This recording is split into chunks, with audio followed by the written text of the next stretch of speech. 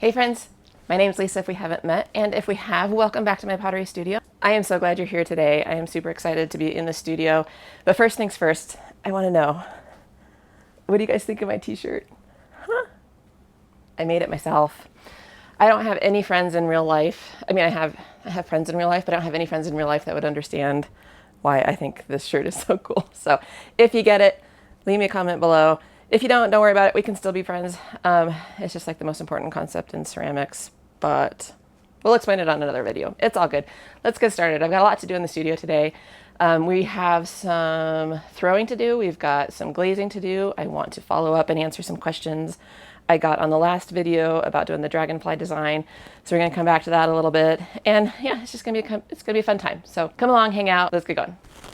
Okay, so first things first, we're gonna start on the wheel, and I'm gonna throw 10 cylinders. This is for a science experiment that I've got in my mind, I've been thinking about for a long time. And that's gonna be a whole video in itself, but today I actually need to do the first step to making progress on this, and that involves throwing 10 cylinders. Previous Lisa already wedged 10 pounds of clay. I love her for that. I do want them to all be consistent. I want them to be fairly thick. I'm going for 10 cylinders that are just kind of thick-walled basic cylinders. What I'm going to do with that is I'm going to try like several different styles of attaching handles, and then I'm going to construct some sort of way to hang weights from those handles, like after they're fully fired and all that, to see how strong each handle will hold up. Because I'm very curious if like what type of slip you use or how you score or anything like that actually affects the strength of your attachments. I'm sure that it does, but what I'm not sure of is like what's actually the best. I use stick-up slip, and I scratch and score, I scratch and slip, and I've just heard that that's the best, and so that's what I've done. I've made a video on how I make stick-up slip, which you can go back and watch if you're curious what that is. But anyway, I've also heard of magic slip. Haven't tried that. I know some potters just barely, scratch and they put on a little water and smear it around and then they use that. But I'm just curious, like, will your handle actually pop off if you have maybe a less ideal attachment? In order to do this, I think that the cylinders need to be completely hollow so I can like hang them from a bar or rod or something. I haven't gotten that far yet. And then I'm going to attach the handles kind of like I normally would. Yeah, it's going to be fun. You guys are just going to have to wait. If you haven't subscribed already, maybe give a subscribe, and that video, hopefully I'll get to work on it in the next couple weeks. It'll be a little slow because I've got to, I got to make all the handles, and I got to create all the different scenarios that I'm thinking of testing, and then they've got to dry and fire, and so it's going to take a little bit. All right, so since these aren't going to be made for anything functional, definitely not going to spend any time fussing about them, but I've already got one down, so we're on a roll.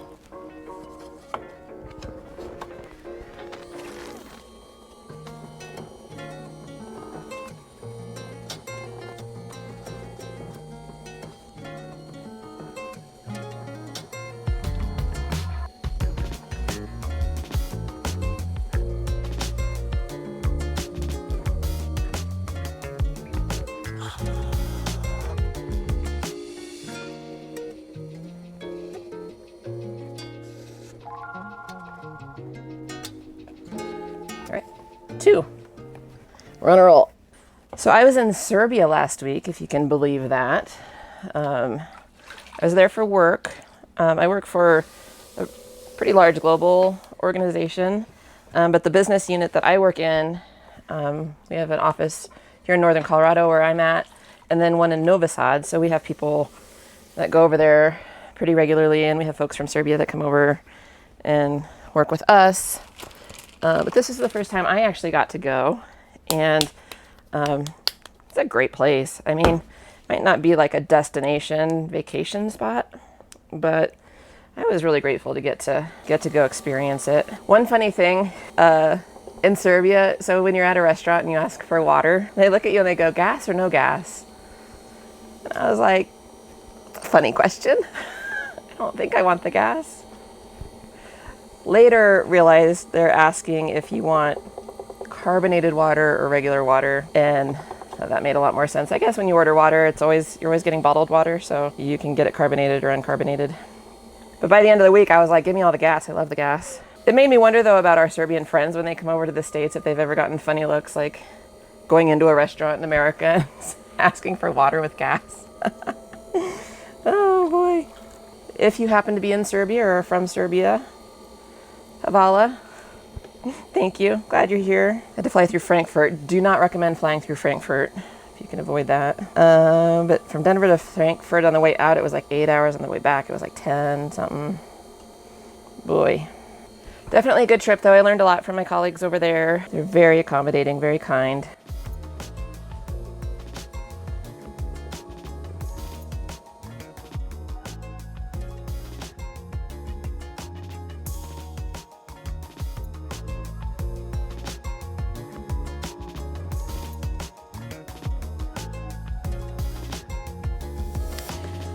And then next week I have to go to Atlanta. I am not able to make as many videos this month as I would like to. Got the job travel situation sort of getting in the way. I have to keep reminding myself that these are all gonna get thrown away, so don't need to be too precious about it. I'm at 4. I'm gonna zoom you guys ahead. We'll come back when we're done. Okay, I think I have all of the cylinders I need for my science experiment, so that's cool. While I'm on the wheel, I also want to start another small project. My daughter is turning 20 years old in November, and she likes to drink matcha. So I was thinking I'll make her a custom little like matcha bowl. So like she mixes it and then pours it into like oat milk and ice and stuff like that. So a little small matcha mixing bowl that has a little handle and kind of a little spout or little rim that she can pour it out of, so she can pour it into her, make an iced matcha latte.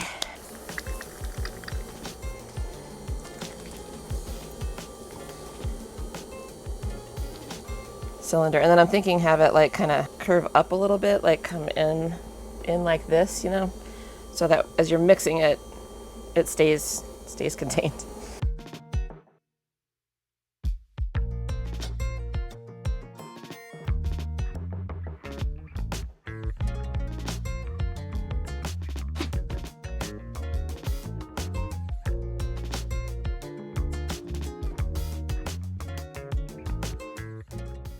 So I'm coming in and under with my outside hand, and kind of pushing out and over with my inside hand. Even when I'm throwing something small, I'm putting water on and taking water off and putting water on and taking water off. I still don't want water to settle in the bottom for any longer than you have to. So I'm pushing in with my outside hand, out a little bit with my inside hand, and then coming up.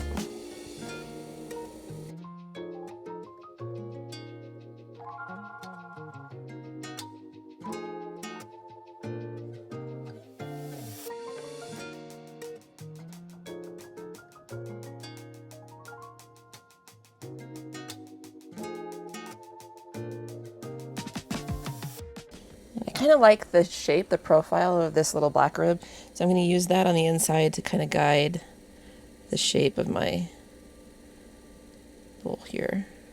Like I said, I kind of want that rim to start coming in a little bit.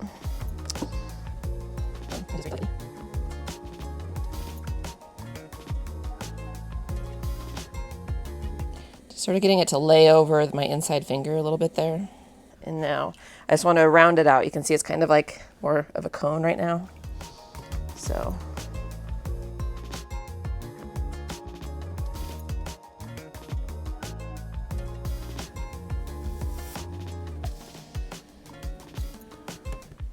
I'm not a professional matcha bowl maker, but I think this is going to be good. I think I'm going to just pinch with this hand to create a little, just a little support on the outside. So I'm going to use my finger, my thumb and my first finger, and just kind of back and forth. Making these little spouts that don't drip, it's a skill in itself. I want to do this before I cut it off because I can always kind of come back and try to get that round shape back a little bit if I deform it. I like it. I think let's go with that. And can you see it? It'll have a little I have like a little, just like a little 1-finger handle on the side here, and she can, and yeah, I like it. All right, so let's wire it off, and we'll do one more.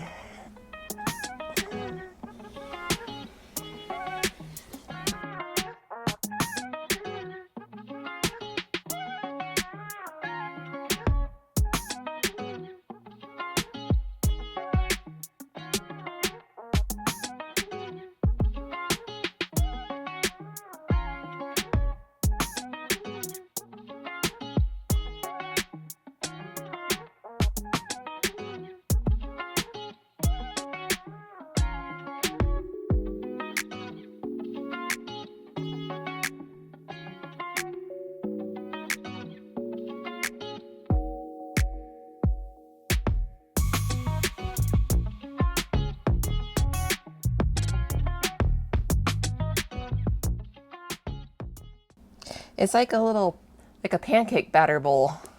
It's like a miniature. You guys have those where like, it's like a mixing bowl, but it's got a little lip on it that you can pour out of. Kind of reminds me of that. Cute little batter bowl. Okay, I'm gonna get my wheel cleaned up. I'm gonna get the clay off my face. How long has that been there? Gosh. And then we'll do some glazing.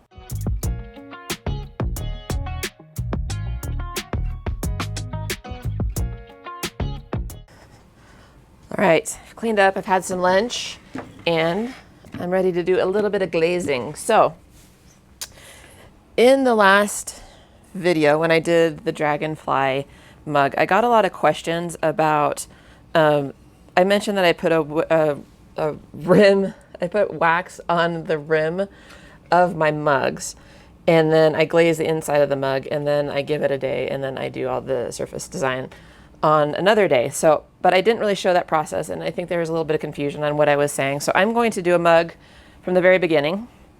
Let me find one that I have not already put wax on. You're not waxed. No, yes you are. Dang it. Okay, here's one. Kind of a different little shape than the last, but I have not put any wax on any of this. So I'm gonna do this one start to finish. So this has already been bisque fired. I grab my banding wheel. Just one of these guys from like your hardware store. And what I'll do is, I don't think it really matters if I do the top or bottom first, but you know, I'll do the top first because it'll dry faster. So I get it on here a little bit centered, and then I take, this is the, oh no. I usually use this Mako wax resist, but I think it's dried out. I can hear it rattling around in there. Oh, dang it. It's like completely solidified. That's a bummer. I'm gonna have to order some more. So throwing that away. You know what, this is actually better anyway because the green, you'll be able to see it. When my pieces come out of the bisque fire, I do like a little quick sand and I completely rinse them off, and then let them completely dry before I do this. With this kind of centered on here, I just get the banding wheel going. And all I do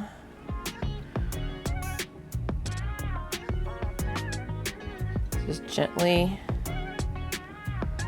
create a wax line across the top.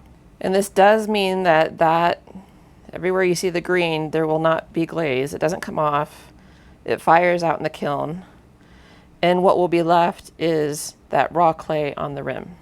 Okay, so I know some of you might be concerned about this and they're thinking, well, if the rim isn't glazed, is it gonna stain? Is it gonna, here's my experience. This is a mug from my personal collection. He's got a moose. And I did the exact same technique with this guy. I put wax along the rim, and the inside is just a clear glaze. You almost can't even tell by feeling it or touching it that there isn't actually glaze on the rim. And I have coffee out of this probably 3 or 4 times a week, and it has not stained. You wouldn't even know. My belief is that if your clay is getting fully fired, it's not absorbing water. It's not going to absorb, you know, a coffee stain or anything like that. I do put it in the dishwasher, but yeah. So this is a mug I've used for several years, maybe 5 years now, and did this technique, and I've had no issues with it. So I guess go at your own risk. If you're uncomfortable with it, you do you. But I really like not having the two glazes overlap. Even though the inside's clear, you probably wouldn't be able to tell too much. I just like having a really clean line. I think it's just an aesthetic for me. Okay, I let this wax dry up a little bit, and then I'm just gonna flip it over, and I'm gonna do a wax on the bottom.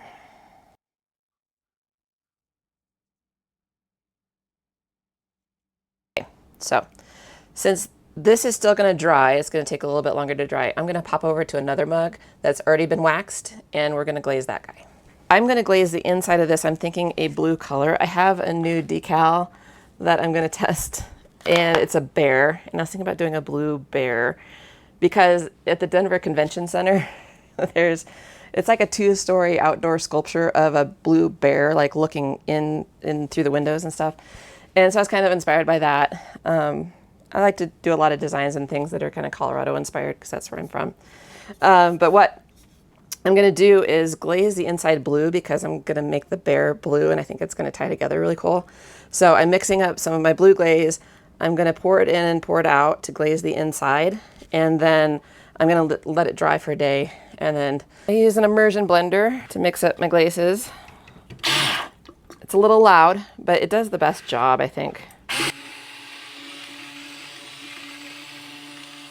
So from previous experience, I'm gonna tell you that I find it difficult. I'll pour the glaze into the mug, and then I like swirl it around and like dump the glaze out. So you'll see that. But I have a very hard time pouring it back into this container without getting it all over my counter. So I got a little, one of these 2.5 quart containers from the hardware store, and I usually just pour right back into that. Let's grab our dude again.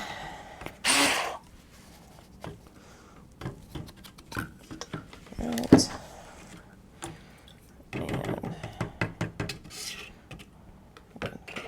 And right there. All right, so all I do, and I really only have I don't have a whole lot of glaze in here, but it's gonna be enough to do the inside of this mug.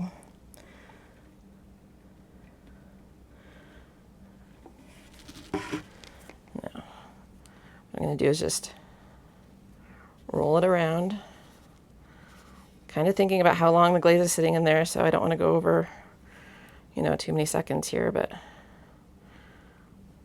okay. Like that. Okay. Now, one of the reasons I do this, I glaze the inside and then I wait, is because now I've introduced water into the clay body. If you're dipping a mug all at once, it's going to get an even application, right? Because the whole mug is going into the glaze at the same time and coming out at the same time. So you're going to have a really even application. But when I glaze the inside one color and the outside a different color, obviously it's not getting dipped all at the same time.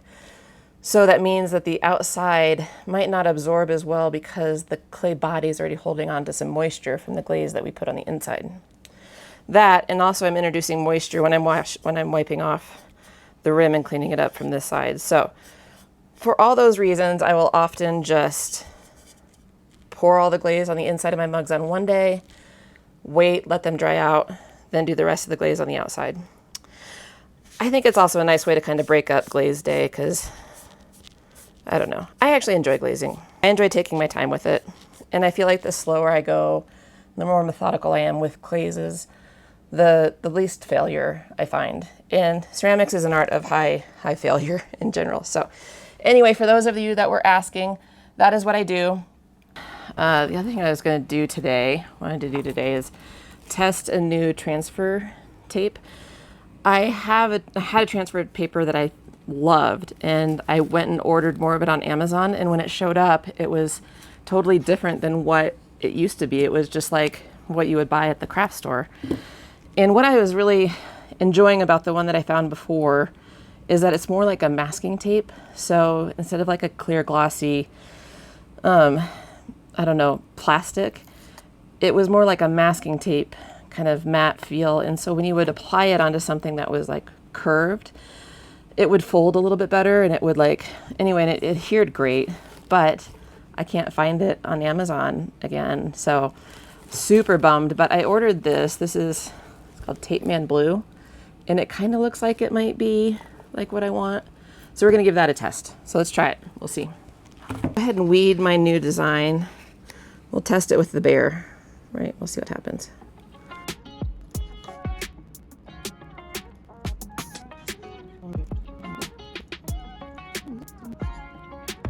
So what's interesting though is this does not appear to have like a, it doesn't have like a back that you peel off. So it may be harder to work with. It feels like that press and seal, like that Ziploc press and seal.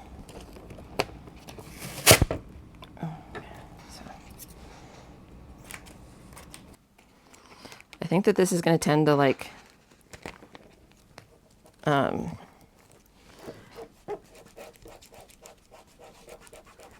fold up easier. That's what I think.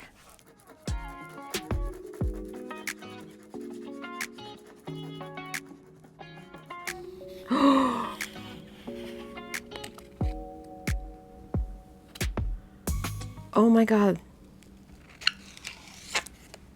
Nothing tried to come up with it. Oh, I love this stuff. Yes. Okay, guys, this is it. This is what you want to get. This is what you want to get. I'll link it. I'll link it below. I'll put it on the other video too, but I'll link it. That's the jam. Beautifully.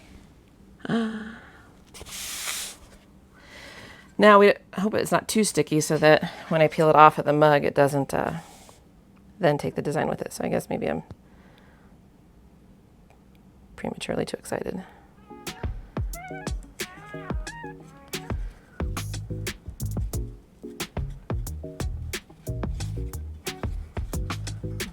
Let's hope.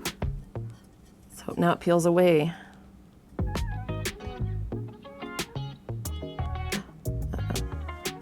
Oh, maybe too sticky. Maybe I was too excited too soon. Oh, might be too sticky. The thing with this transfer tape, it's got to be just the right amount of sticky, you know. If it's too sticky, oh, we're good. We're good.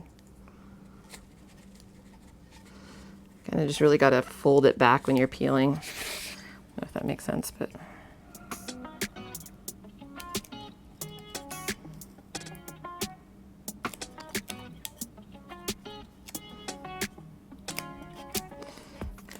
Okay, I don't know. In some regards, I like this more. In some of it's like, eh, okay, you're being difficult. I think it's good stuff. I think you want to use this stuff. I think I just should have spent more time kind of really pressing it down onto the clay body and getting it adhered. But it worked pretty well. It worked pretty well. If I haven't said it before, your comments mean the world to me. Honestly, I was not emotionally prepared for how kind and just amazing this community can be. So thank you for being here. I really appreciate it. I'm going to leave you at this stage today on this mug.